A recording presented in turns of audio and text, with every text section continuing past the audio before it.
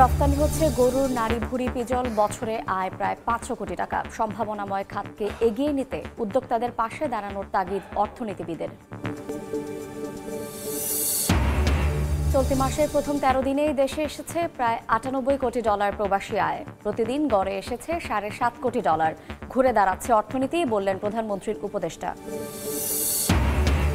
দেশে স্বর্ণের দামের রেকর্ড, পিওর গোল্ডের দর বাড়াই কারণ। প্রথমবার 1 ভরি 22 ক্যারেট ছাড়ালো 1,20,000 টাকা। গেল 6.5 মাসে 32 বার দাম সমন্বয়। এবং পটুয়াখালীতে ইপিজেড নির্মাণে জমি অধিগ্রহণ জটিলতা। 9 মাস আগে জেলা প্রশাসনকে টাকা দিলেও এখনও পাননি মালিকরা। জনবল সংকটই কারণ, বলছেন প্রশাসক।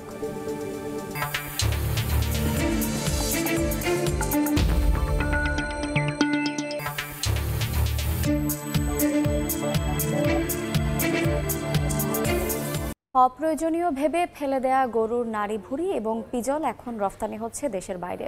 বছরে আয় হচ্ছে প্রায় 500 কোটি টাকা। সম্ভাবনাময় এই ব্যবসা এগিয়ে নিতে সরকারকে ব্যাংক ঋণ, প্রশিক্ষণ সহ সব ধরনের সহায়তা নিয়ে উদ্যোক্তাদের পাশে দাঁড়ানোর তাগিদ দিচ্ছেন অর্থনীতিবিদরা।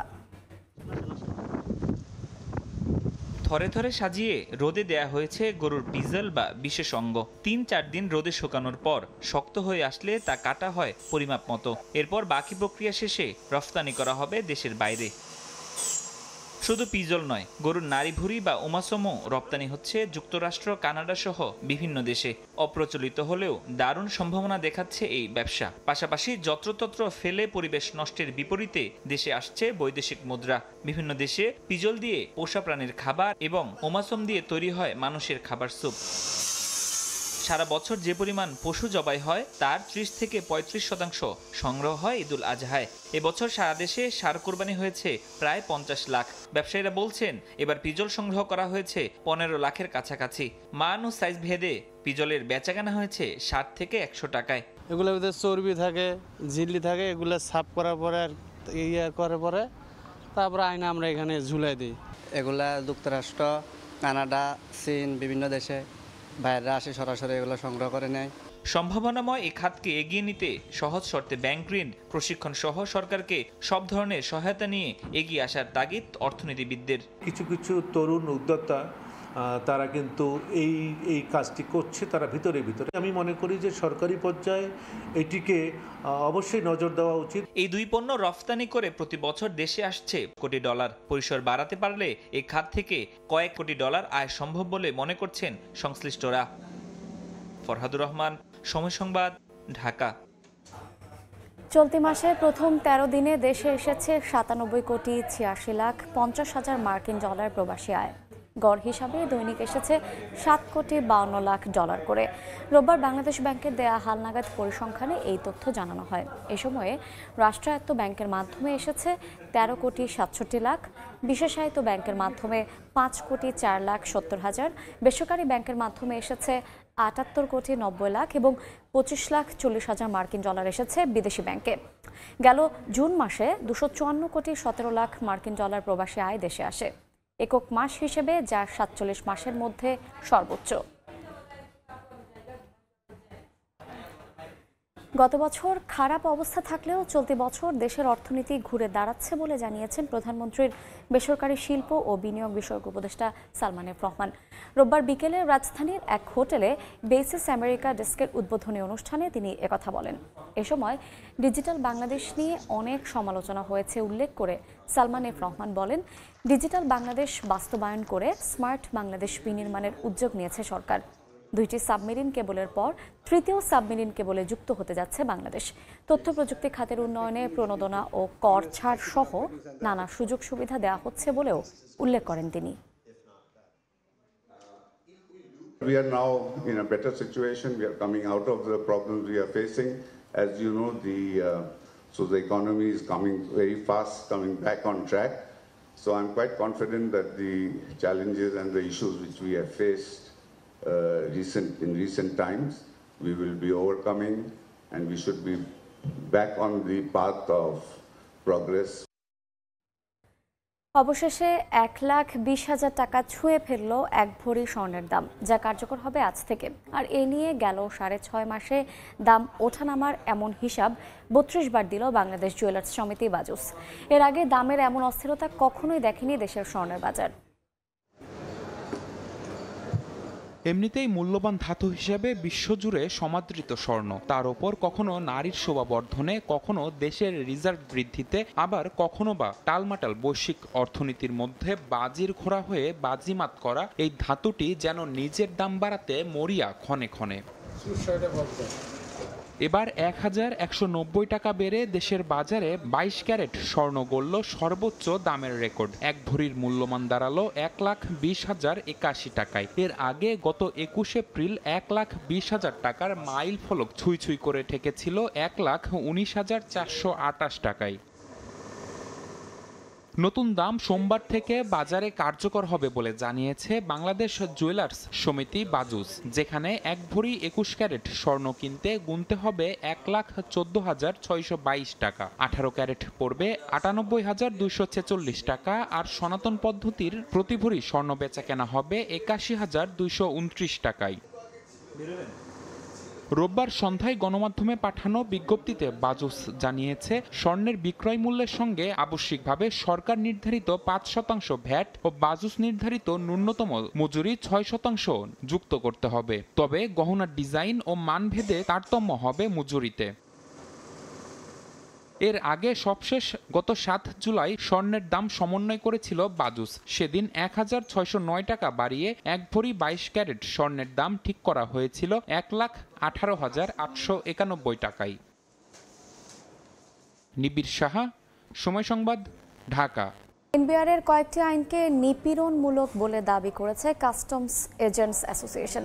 এসব আইন বাতিলের দাবিতে কর্মবিরতি ও বিক্ষোভ কর্মসূচি পালন করছে সংস্থাটি। এই মুহূর্তে ঢাকা কাস্টমস হাউসের সামনে আছেন রিপোর্টার কাজল আব্দুল্লাহ। সরাসরি যাচ্ছি তার কাছে।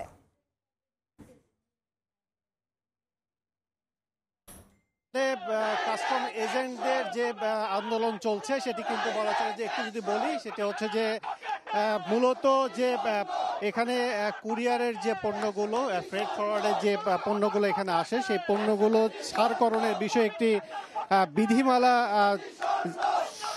সম্প্রতি প্রকাশ করে এনবিআর। সেই প্রকাশের কিন্তু বিপরীতেই কিন্তু এই আন্দোলন কিন্তু শুরু হয়েছে। বাজেট ঘোষণার পরই আন্দোলনের ফলশ্রুতি শুরু হয় এবং এই পরেই কিন্তু তীব্রভাবে আন্দোলন আজকে আরো জোরালো অবস্থা আমরা দেখছি। এবং কাস্টমস এজেন্টস অ্যাসোসিয়েশন যেটি বলছে সেটি হচ্ছে যে, কাস্টম এজেন্টসের বক্তব্য হচ্ছে, আগে কুরিয়ার যে পরিমাণ যে কুরিয়ার সার্ভিসগুলো দেশি বিদেশি 13টি কুরিয়ার সার্ভিস এখানে সেবা দিত, বিদেশ থেকে যে পণ্যগুলো আমদানি হতো সেই পণ্যগুলো 13টি সংস্থা, এখানে 13টি যে কুরিয়ার সংস্থা রয়েছে, প্রতিষ্ঠান রয়েছে, তারা কিন্তু এখানে সার্ভিস দিত এবং এই মালগুলো কাস্টমসের সাথে যোগসাজশ করে কিন্তু এই মালামালগুলো এজেন্টসের সদস্যরা কিন্তু এজেন্সি বিভিন্ন প্রতিষ্ঠানগুলোকে তারা কিন্তু এখানে এই মালগুলো ছাড়করণ করতো আমদানিকারকদের। সেক্ষেত্রে যে বিষয়টি সেটি হচ্ছে যে, কাস্টমসের নতুন আইন অনুযায়ী, নতুন প্রবিধানমালা অনুযায়ী কিন্তু তারা বলছে যে স্বল্প সময়ে মালগুলো বের করার জন্য কোনো এজেন্ট নয়, বলা চলে যে কুরিয়ার সার্ভিসে কিন্তু এই মালগুলো কিন্তু বের করবে, এমনটি কিন্তু প্রবিধানমালা নীতিমালা বলা হয়েছে। এবং সব মিলে যেটি কথা হচ্ছে যে, এই কুরিয়ার সার্ভিসগুলো যদি এই মালগুলো বের করে এবং সেক্ষেত্রে 10,000 যে কাস্টমস এজেন্ট রয়েছে এই ঢাকা কাস্টম হাউস সংশ্লিষ্ট, তারা কিন্তু বলা চলে যে বেকার হয়ে যাবে। এর সাথে পণ্য পরিবহন যারা সংশ্লিষ্ট তারাও কিন্তু বেকার হয়ে যাবে। তো সব মিলে আন্দোলন চলছে এবং তাদের দাবি প্রবিধানমালা বাতিল না করা পর্যন্ত আন্দোলন তীব্র হবে এবং তারা শেষ না হওয়া পর্যন্ত, বাতিল না করা পর্যন্ত এই কিন্তু আন্দোলন চলবে। তো আমার কাছে ঢাকা কাস্টম হাউস থেকে এই ছিল সবশেষ দাবি বাতিলে কাস্টম এজেন্সির এই আয়োজনে এবং আন্দোলনের। দেখছেন এই সময়ের বাণিজ্য। পটুয়াখালীতে ইপিজেড নির্মাণের উদ্যোগ নিয়েছে সরকার। প্রকল্প বাস্তবায়নকারী সংস্থা বেবসা জমি অধিগ্রহণের টাকা 9 মাস আগে জেলা প্রশাসনের কাছে দিলেও এখনও পৌঁছায়নি জমির মালিকদের কাছে। এ কারণে এলাকাবাসীর বাধার মুখে কাজও শুরু হয়নি। জেলা প্রশাসকের দাবি, জনবল সংকটের কারণে টাকা পৌঁছে দিতে পারেননি। মোহাম্মদ মনির হোসেন বাদলের পাঠানো তথ্য এবং সুজন দামের ছবি নিয়ে রিপোর্ট। 2023 সালের 29 আগস্ট একনেকে অনুমোদন করা হয় পটুয়াখালীর ইপিজেড নির্মাণ প্রকল্পের 410.78 একর জমির ওপর সদর উপজেলার আউলিয়াপুর ইউনিয়নের পচাকুরালিয়া গ্রামে নির্মাণ করা হবে এ শিল্পাঞ্চল। প্রকল্পের আওতায় রাস্তা, ড্রেন নির্মাণের পাশাপাশি 4টি 6তলা কারখানা ভবন, 3টি 10তলা, 4টি 6তলা আবাসিক ভবন, 1টি 6তলা, 2টি 4তলা অফিস ভবন এবং 2টি অন্যান্য কাজের জন্য ভবন নির্মাণ করা হবে। বিদ্যুৎ সরবরাহের জন্য একটি সাব স্টেশন, একটি হেলিপ্যাড ও কুয়াকাটায় নির্মাণ করা হবে একটি ইনভেস্টরস ক্লাব। তবে বিপত্তি বেঁধেছে জমি অধিগ্রহণ নিয়ে। এলাকাবাসী জানান প্রায় 1300 মানুষ তাদের জমির ক্ষতিপূরণের টাকার জন্য জেলা প্রশাসকের অফিসে নিয়ম অনুযায়ী কাগজপত্র জমা দিয়েছেন, কিন্তু টাকা দেয়া হচ্ছে না। ক্ষতিপূরণের অর্থ না পাওয়া পর্যন্ত জমি ছাড়তে চান না তারা। গত শনিবার তাদের বাধার মুখে কাজ বন্ধ করে দেয় প্রকল্প সংশ্লিষ্টরা। আজকে যায় শুনানি হইবে, কালকে যায় শুনানি হইবে, ফাইলগুলো ঘরে টাকা না দিয়ে তারা বেকুনি আসছে, এই যে রিং বাউন্ডারি দেবে। ফাইল জমা হওয়ার সর্বোচ্চ 1 মাসের মধ্যে এটাকে শুনানি করে একটা সুরাহা দিতে হবে। প্রকল্প পরিচালক জানান 9 মাস আগেই ক্ষতিপূরণের টাকা জেলা প্রশাসনের কাছে পাঠানো হয়েছে। অফিসকে বললেন, আমরা তো টাকা দিয়েছি, তারা প্রক্রিয়াধীন আসছে তারা বলতেছে। তবে এ নিয়ে নির্বিকার জেলা প্রশাসক। 9 মাসেও জনবল সংকটের কারণে ক্ষতিপূরণের টাকা জমির মালিকদের কাছে পৌঁছে দিতে পারেনি বলে জানান তিনি।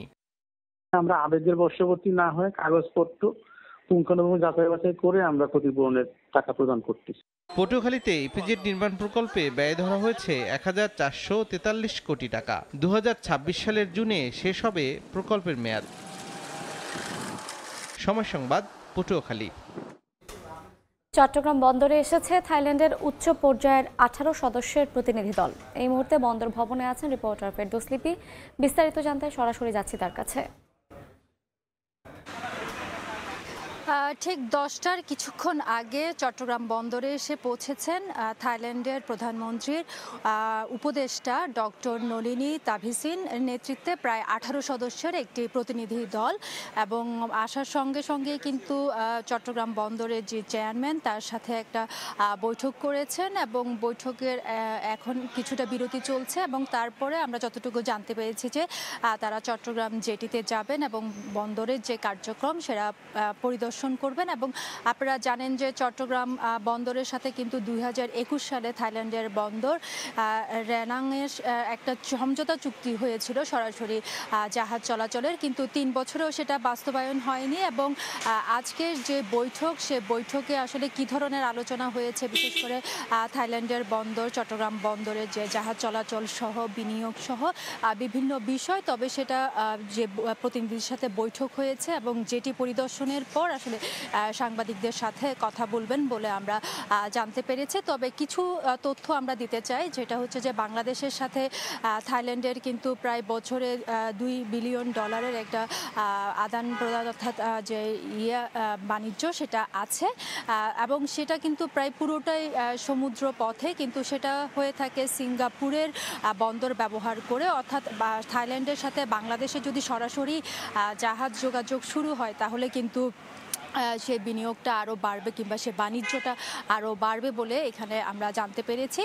তবে সেই পরিস্থিতির কি অবস্থা, অর্থাৎ 2021 সালে যে সমঝোতা স্মারক স্বাক্ষর হয়েছিল সেটা আসলে কেন আগায়নি, বা এখন যে প্রতিনিধি দল এসেছে সেটা এগিয়ে নেওয়ার কোনো ধরনের কথা হয়েছে কিনা, সেই বিষয়গুলো আমরা জানতে পারবো। তবে বাংলাদেশের সাথে যদি থাইল্যান্ডের সরাসরি জাহাজ চলাচল হয় তাহলে কিন্তু এই যে আসিয়ানভুক্ত দেশ সেখানে যে বাণিজ্য সেটা আরও বাড়বে বলে এখানকার যারা ব্যবসায়ী কিংবা বিশেষজ্ঞ আছেন তারা বলছেন। তো এই ছিল আমার কাছে এখনো পর্যন্ত চট্টগ্রাম বন্দর ভবন থেকে সর্বশেষ।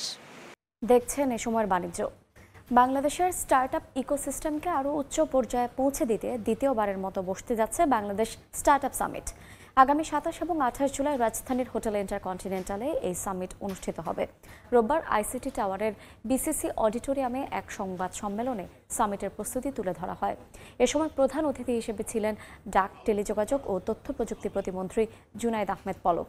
সামিটে 200টিরও বেশি দেশি ও বিদেশি বিনিয়োগকারীরা অংশ নেবেন। থাকবে 120টির বেশি স্বনামধন্য স্টার্টআপ, 40টির বেশি স্টার্টআপ এক্সপোজোন।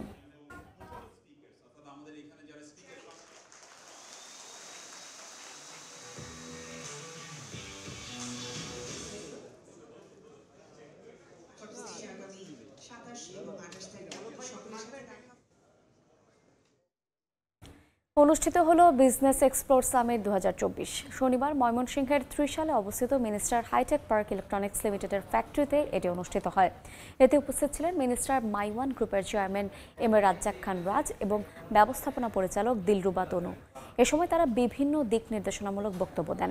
পাশাপাশি অন্যান্য ঊর্ধ্বতন কর্মকর্তারাও তাদের ভবিষ্যৎ পরিকল্পনা এবং বিভিন্ন বিষয় নিয়ে বক্তব্য দেন। এছাড়া সেরা বিক্রয় কর্মীদের মেডেল এবং ক্রেস্ট দেওয়া হয়।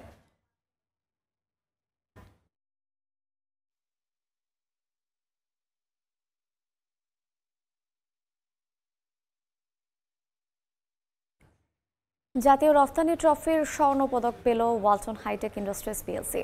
2021-22 অর্থ বছরের ইলেকট্রনিক ও ইলেকট্রনিক্স পণ্য রফতানিতে বিশেষ অবদানের জন্য তাদের এই পদক দেওয়া হয়। রোববার রাজধানীর ওসমানী স্মৃতি মিলনায়তনে এই অনুষ্ঠানের আয়োজন করা হয়। দেশের বৈদেশিক মুদ্রা আহরণে বিশেষ অবদানের জন্য 32টি পণ্য খাতের মোট 77টি প্রতিষ্ঠানকে জাতীয় রফতানি ট্রফির স্বর্ণ, রৌপ্য ও ব্রোঞ্জ পদক দেওয়া হয়। অনুষ্ঠানে উপস্থিত ছিলেন প্রধান অতিথি শেখ হাসিনা। ওনার কাছ থেকে স্বর্ণপদক গ্রহণ করেন ওয়ালটন হাইটেক ইন্ডাস্ট্রিজ পিএলসির সাবেক চেয়ারম্যান ও বর্তমান পরিচালক এস এম নুরুল আলম রেজভী।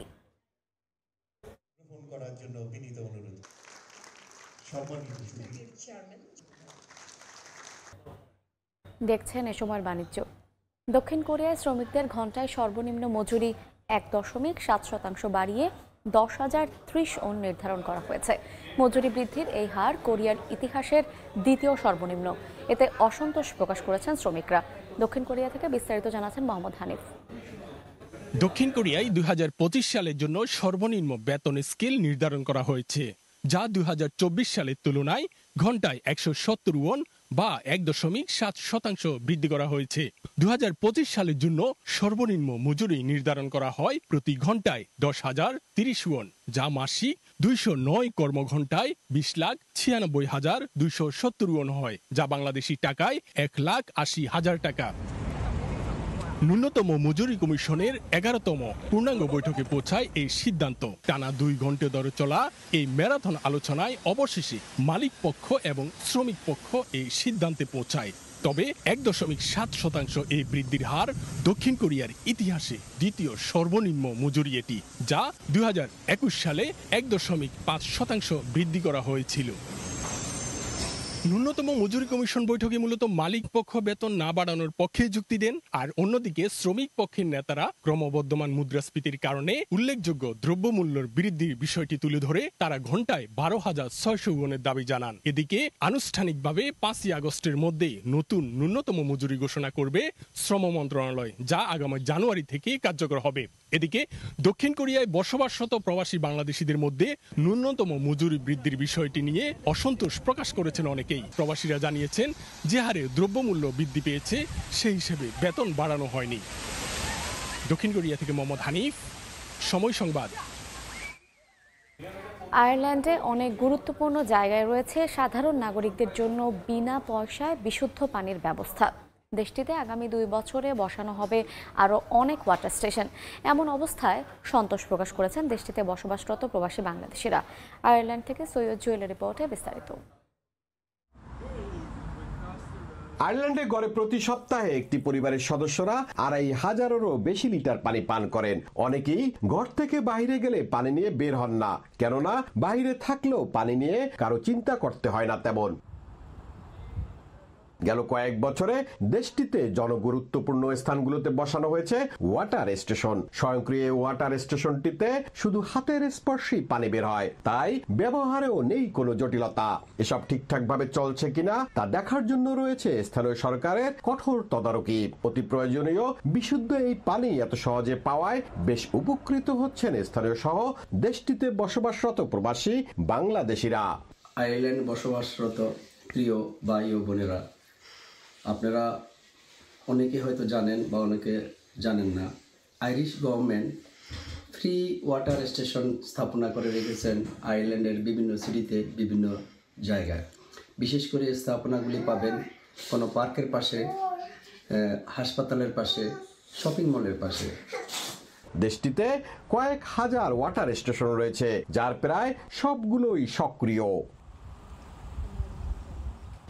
বলা হয় থাকে বিশুদ্ধ পানির অপর নাম জীবন।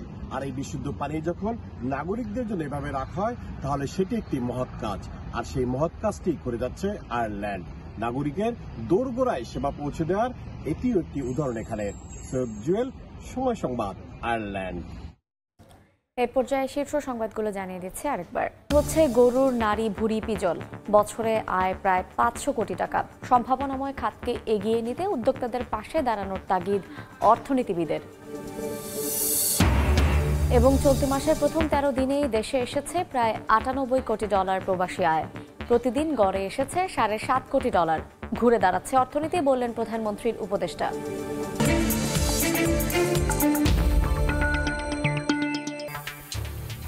এই ছিল এই সময়ের বাণিজ্যের সময় সংবাদ নিয়ে ফিরছি কিছুক্ষণ পর। সঙ্গেই থাকুন সময়।